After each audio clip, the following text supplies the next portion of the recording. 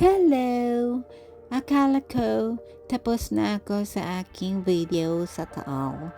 Hindi pa pala. Meron pa pala ako dito naman sa kanilang napakalaking simbahan. Ito naman ay simbahan ng Basilica daw to.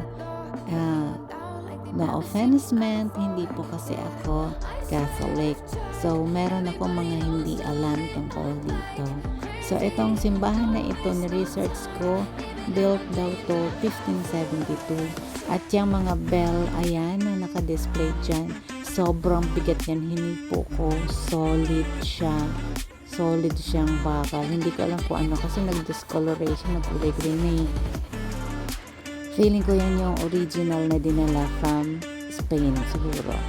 Tapos, yan yung gamit ng araw. So, dinisplay na lang siya para makita ng iba.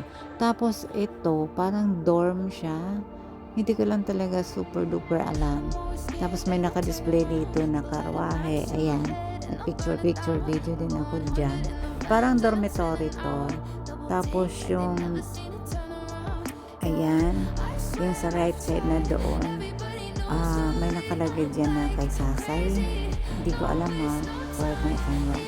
Tapos eto, so sinubukan ko umakit kasi paakyat yung simbahan.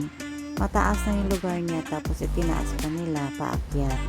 So, naglalakad-lakad lang ako, pamaudal-maudal dahil gusto ko lang siyang ma-explore.